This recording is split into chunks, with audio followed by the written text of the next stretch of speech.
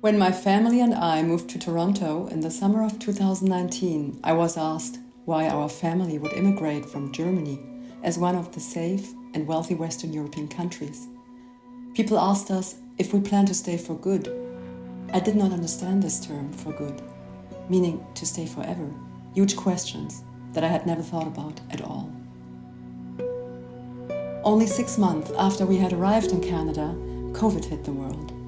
Being in a country you did not yet belong, not entirely being able to speak the language, not acquainted with the culture, and being quite isolated, I started to ask myself many questions. Where do we belong when we come to another country for good? How can we feel home when it has never been home to our families or ancestors before?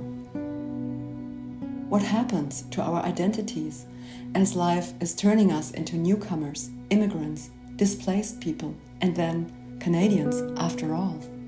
I arrived in Canada in 2011 at 7 years old. I have now lived here for over 12 years and consider myself Colombian Canadian. Being only 19, I've spent the majority of my life here in Canada. My English is perfect, while my native language, Spanish, can get rocky. When my parents first told me that we were moving to Canada, I was very confused, because I had no idea that the country Canada ever existed.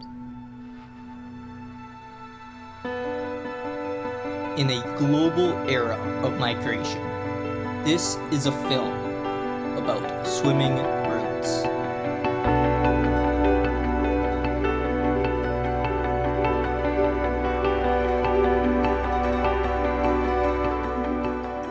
Canada's largest city, Toronto, takes huge pride in its multicultural diversity.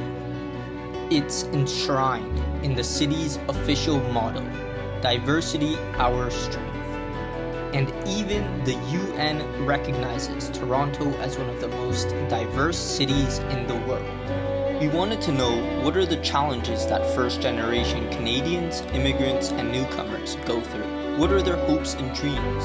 How do they feel living in this multicultural city?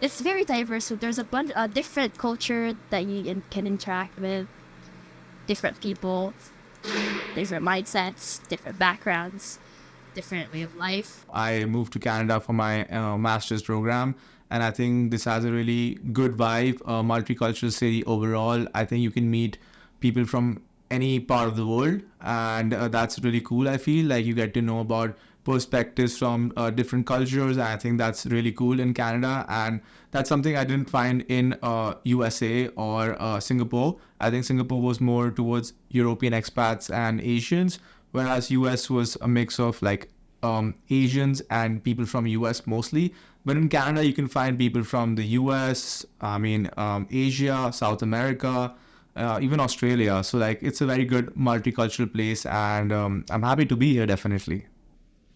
My mom's side, she is German and East Indian. And then my father is Armenian, born in Lebanon to an Egyptian mother, Syrian father. And then there's also Greek on my mother's side, Greek Kumbara grandmother, which is really fun too. So yeah, the very Canadian experience from anywhere. So I don't really feel like, oh, I'm the only person that I know from that has a mix of these parents. There's also different people that are like similar to me. I do have a friend in Germany, like from my high school, and she's always like, okay, I'm just surrounded by Germans and Dutch people and like other people. I don't have anyone of my own over here, so she feels kind of lonely. But over here, it's like I have a lot of people who are culturally similar to me and variety, so it's like a bit of everything. I came in 2010. And the main reason was like for the education of my two daughters who were like 8 and 10 at that time. We wanted to give them a better chance in life than Turkey was offering to them. We were also like having some business relationships with Canada before. And I had been to Canada a couple of times. And I saw that Canada was actually a nice place to live and safe, and that we could be happy there. That was the main reason why we chose Canada. There is such an appreciation for different cultures here in Canada. everybody is happy to learn about different cultures and learn about people's experiences. It's a very loving community, I would say, and especially being someone who's in music, you have the wildlife of different people, and you get to learn about these things. For me, I felt like everything was very suitable for newcomers to settle here. I think this country is built by immigrants coming here, so it's prepared for people to come here and try to settle and feel like.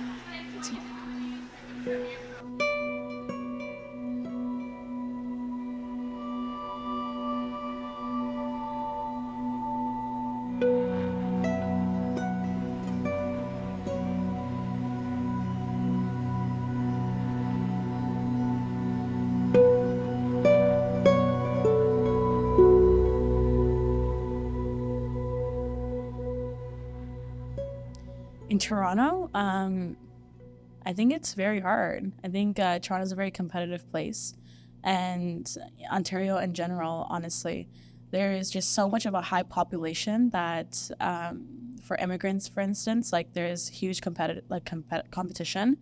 Well, we weren't expecting much when we came. Actually, we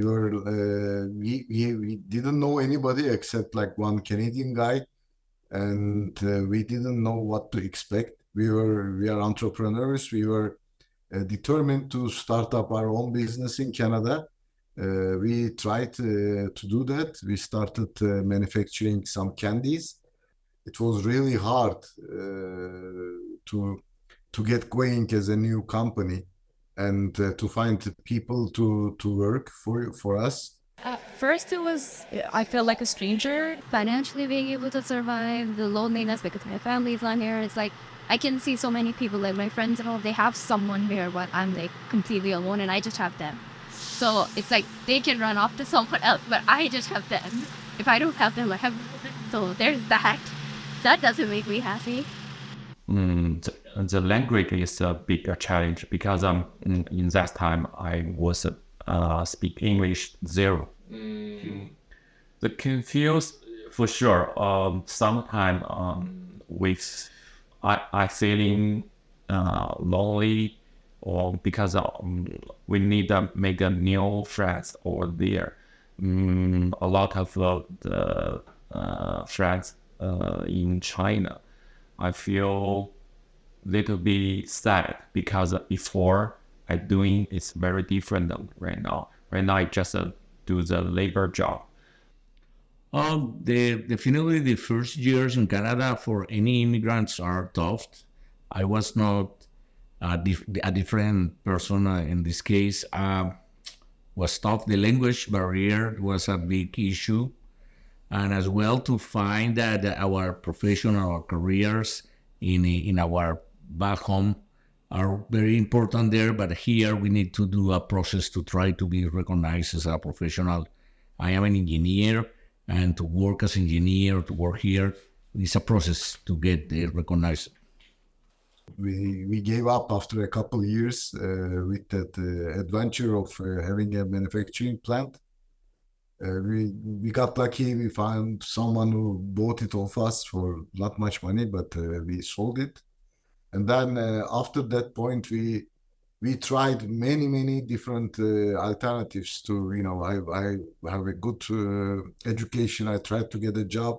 Maybe the biggest challenge is to be connected, because as a newcomer, you move from your country where you have a network of people that you know through your life, your family, your relatives, your friends, your coworkers, your clients, your suppliers, many people that you have been connected through the years. When you left your country and you came to Canada, you lost all these people, and this is the network that you need to create here.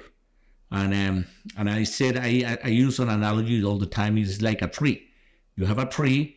You are the bone of the tree, but the roots, that is the network that has been created through the life, is lost when you move away from your country. And when you land in Canada, you need to start rebuilding these connections.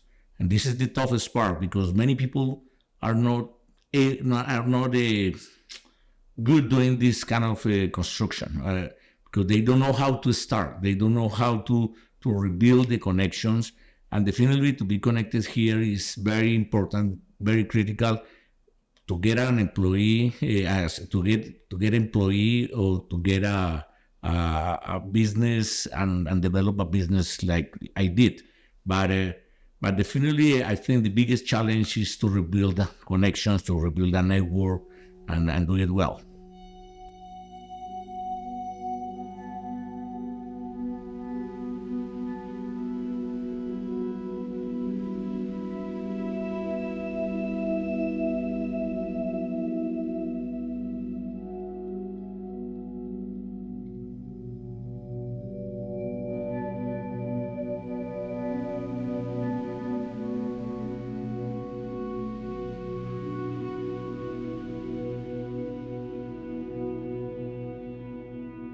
Oh, of course. And it's like in every single like situation. I remember like this one time in high school, like we had a supply teacher and I had a whole good conversation with her. And it was a really nice conversation, and it was like pretty, like it was flowing pretty well. And then right at the end of the conversation, she asked me, "Where are you from?" And I told her I'm Afghan. And her face changed so quick. So it's like at that time I was like probably 16. So it's like imagine being 16 and dealing with that. There are in some way the racism when you are trying to find a job in the beginning and they ask for Canadian experience and you're a newcomer, but it's impossible to have Canadian experience as a newcomer. Doesn't matter if you are a well-prepared individual. I think that is not fair. In that way, we can feel some racism. And then there's people who basically show that it's not just being Afghan, but it's also being Muslim as well. Being Afghan Canadian, but Muslim as well is very difficult. People who wear a hijab, for instance, like I used to wear a hijab when I was around 13, and people will say those things that you think people don't say. They will call you racial slurs. They will be racist towards you. They will call you the T word. And it's like terrible. And you think it doesn't exist, but it really does. So it is very difficult to get anywhere being a certain background or believing in a certain religion. Firstly, not as much. I've placed myself in very liberal spaces.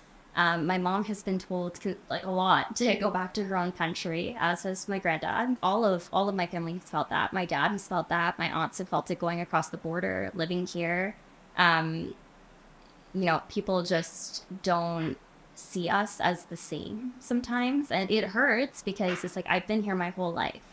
I experienced it. So 10 years after 9/11, maybe I was in 7th or 8th grade. And a boy had turned to me and said, like, "Is your grandfather like Osama bin Laden?" And I looked at him and I genuinely at the time, I had no idea what he was talking about. I was like, "Who's that?" My granddad's name is Ali.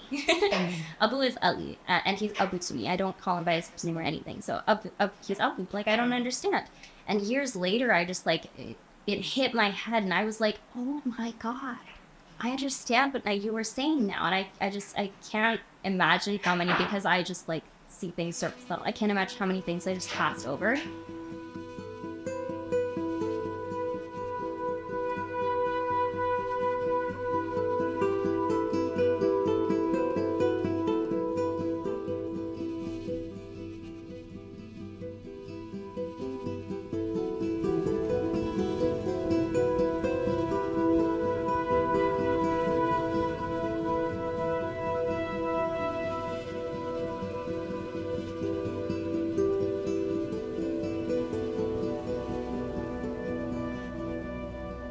I think the main thing, like fitting in, for instance, is like there were some points of like when I used to like grow up, like I told you, I would wear like Afghan clothes to school because I was so like happy about my culture, but it's frowned upon. You can't just go out and wear like, a cultural dress outside and not think about like people saying rude things to you.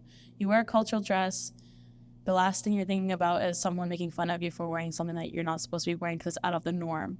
So obviously dressing a certain way, looking a certain way, looking presentable, it's all like a part of the norm. And you change certain ways that you do things, and you change certain like features of yourself to fit in. I'm reminded of conversations that I've had with people whom I disagree with, and oftentimes they'll talk about re-education programs or education programs in general. And I think to myself that, like, if someone told me when I entered their country that I had to be re-educated to fit in with people, I would be furious. I would be livid, because why are you telling me what to do? Why does my mom have to go through something like that to learn English the way that you speak it? Why does she have to feel ridiculed because her English is just, sometimes she doesn't understand words? Or why does she have to be laughed at when certain words are brought into the conversation and she uses them, and she doesn't mean to hurt me? But it comes off that way because that word is just not used in my vocabulary, but it is in hers. Oh, I think in Spanish there is a slogan that we say you have to do the things that are living, are you seeing, and you have to behave accordingly with these kind of things. As an immigrant, we need to adapt, and we left our countries, and we need to be very open in assume and adapt to the new culture, to the new languages, and it's part of the thing that we need to do as an immigrant. Canadians are doing their part, giving us the opportunity to be here, but we need to do our part, and we need to fit. We need to accommodate. I said all the time to many newcomers, immigrants that I've been coaching through the years, that we need to adapt to the system. No, it's very hard to adapt the system to us. Then, in my opinion, we need to learn about how to behave here, how to move here, how to look for things here, how to adapt the resume, how to adapt to say and respond questions. And it's something that we need to adjust. It's not the Canadian system is not adjusting to us. Then, as an immigrant, we need to understand that situation. We always talk about it in politics where, like, immigrants, it's often, we forget how many languages folks know. It's like if English is your fifth or third or second language, how are you talking about someone with, like, as if they have a lesser intelligence, when in reality they have so much more intelligence than someone who can only speak one language and who only knows how to think in one linear direction.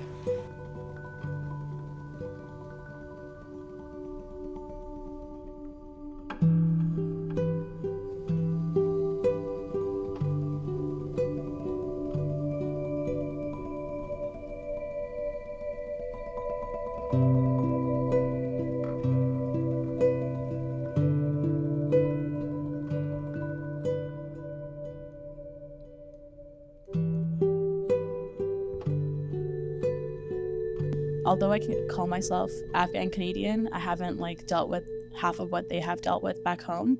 So it's like I can like run around saying I'm Afghan Canadian, but I don't generally know how it is to be like actually Afghan because I've been displaced here. Definitely. I feel more comfortable after a month, and I think it's just going to get better.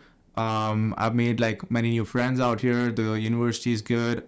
People are more adapting and accepting over here. So I think that's like a really good quality to have in a country, especially like when you move from so far away from home.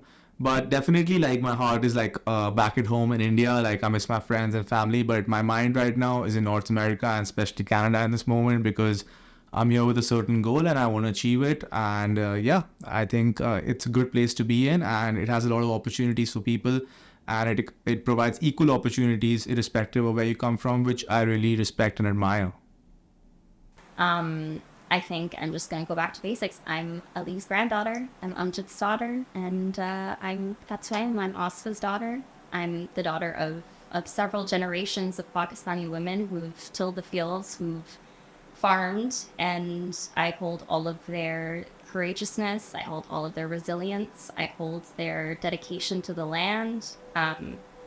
I hold their identities, and I think I'm still trying to sparse out what identities those are, but I remind myself every time I'm picked on for my nose, for my hair, for my eyes, whatever it may be, for the fact I wear glasses, that my ancestors have held all of these beautiful attributes in different generations, in different aspects. They've all held this intellect that I've been able to experience, and so I am my ancestors' daughter.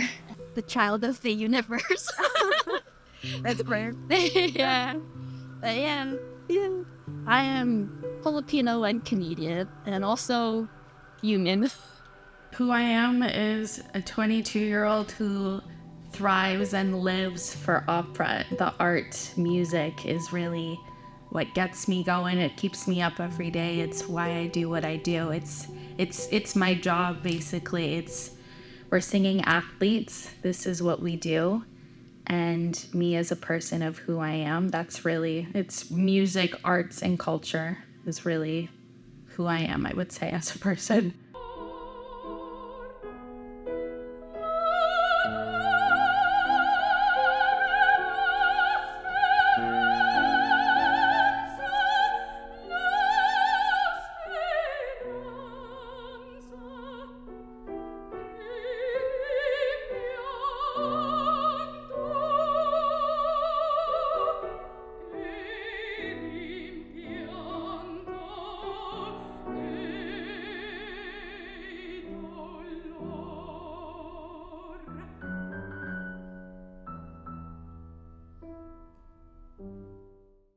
I think, isn't it like a saying, home is where the heart is? So I feel like it'd be like a mix of an area, but also a mix of like the heart as well. I can understand the aspect of not really feeling at home because there's always that disconnect where we speak a different language external to the house, but we speak Urdu at home or Punjabi at home. But if I go to Pakistan, like, I'm identified as like a foreigner. So they look at me and they're like, okay, like your skin is too dark, or the way that you speak Urdu is not proper, and the way that you speak Punjabi is just not making sense to me. Whereas here it's perfectly fine, and it's celebrated almost that I can even speak the language. So it's just an interesting, I think, a concept. When you say the word home, I think it's where you belong, basically, and it's where you feel comfortable, at peace, and where you can be yourself, where you don't need to be, I guess, anxious or left out. That's what I think of home. It doesn't have to be a particular place. It just needs to, I guess it's a feeling, basically. That's what I think home is. Home is probably where I feel comfortable with my friends and family, and I'm able to cherish moments with them and learn more about my own culture. Obviously, it's very difficult to do that here, but if I ever had the chance to go back home, I think that would be where home is, which is Afghanistan.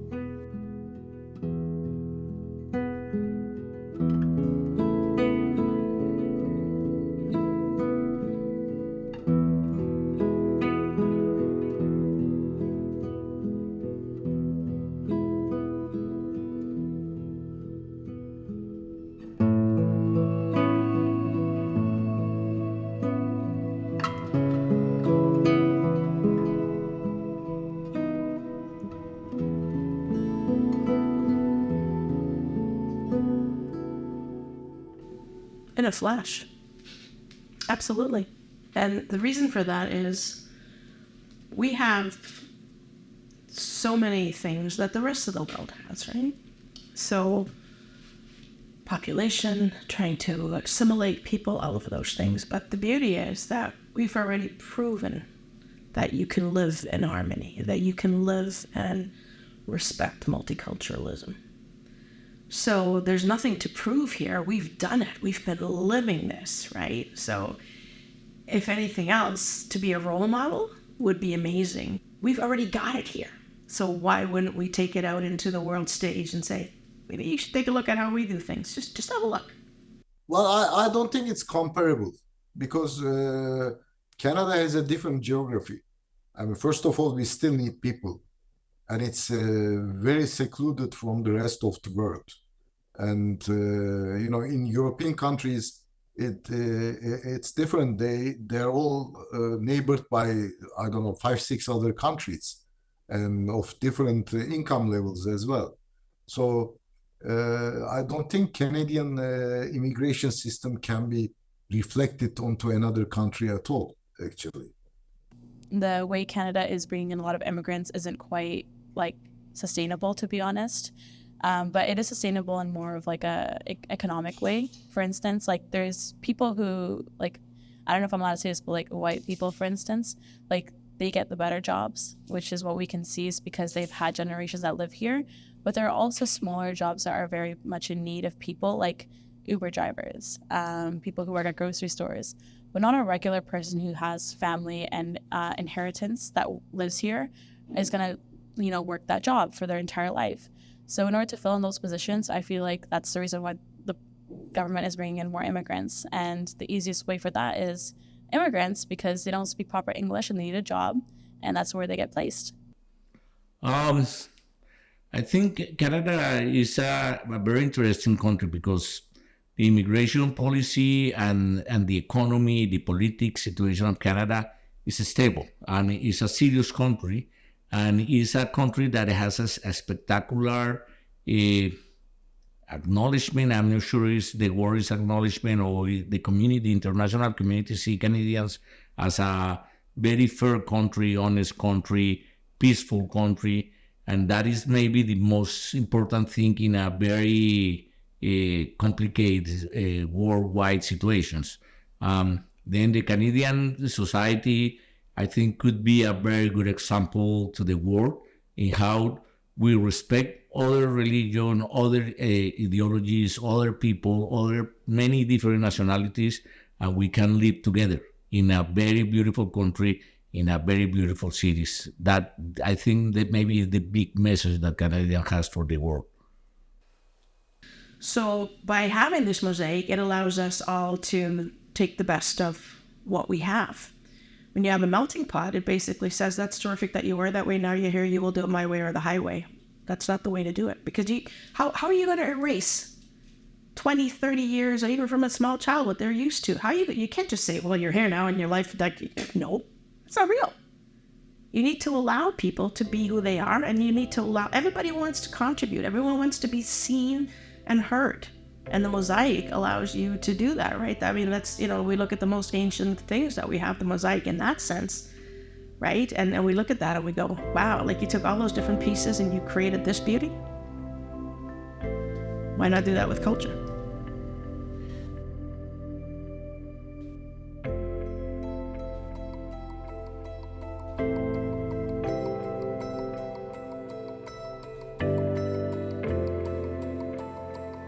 While many people, especially of the older generation, might struggle with the feeling of being far away from their original homelands, for most young people, identity has become cumulative and not substitutive.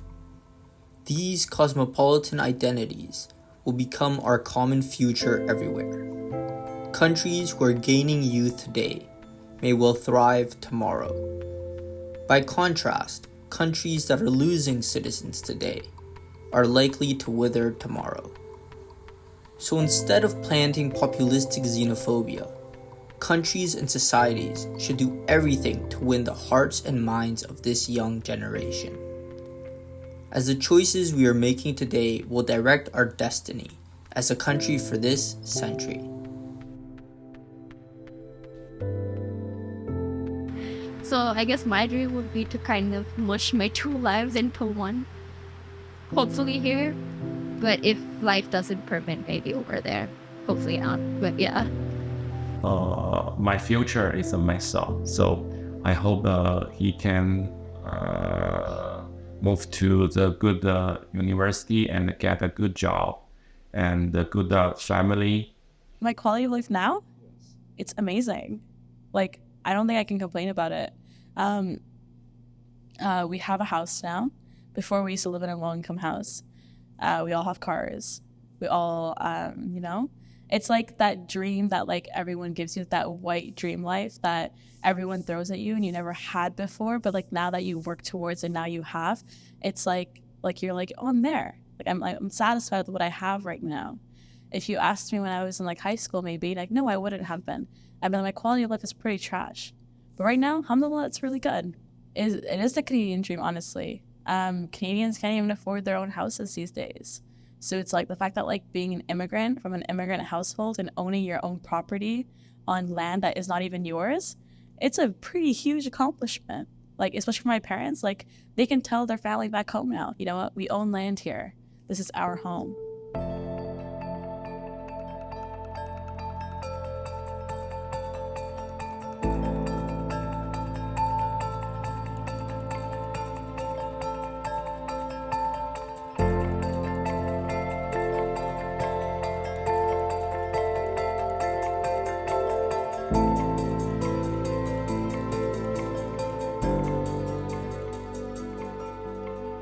One of my aunts likes to say very, very clearly, and my uncles, they like to say, have a friend from everywhere. And that's how you best become like as multicultural as possible, but also as like you start to feel more at home, because there are these people who actually acknowledge that you have interests that are in your own culture, and then you have interests in other people's cultures. That's my first point. Don't come. There is no there is no expectation in Canada. Second, if you decide to come, despite this, you should get an education and be ready to survive on your own with no income for the first 2-3 years. And even after that, nothing is guaranteed. I think, first of all, people come here, they think money grows on trees and there's no hard work that gets put towards it. I think people who come here, for instance, like immigrant-wise, and they want to work towards what they want, I think they have to work very hard. It's not very easy. It's not like we get something put on a platter for us. There is going to be discrimination. There is going to be racism. There is going to be people who tell you that, like, you don't have the funding to do that. But you have to make the funding to do that. To get somewhere you want to be, to see things that you want to see, you have to work hard for it. And that's the only way you're going to get there. I'd say take it easy. Take your time. I'd say try to make friends, as many friends as you can, because the people are what make you feel comfortable in the place you're in. No matter how much time you spend here, if you don't have people that you feel comfortable with, that you have fun spending time with, you won't be able to call the place you're in. Did what I came here was really putting yourself out there, really. I think definitely Toronto and the Great Toronto Area is the place to be, because there is where the opportunities are. And people need to understand that come to a country like Canada, and a city, and a very competitive city like Toronto, needs preparation, needs a sacrifice, needs a lot of work. It's not easy to succeed, but it's very possible to succeed if you are well prepared and you have the willing to do the things differently and to learn and do. That is maybe the key for success here.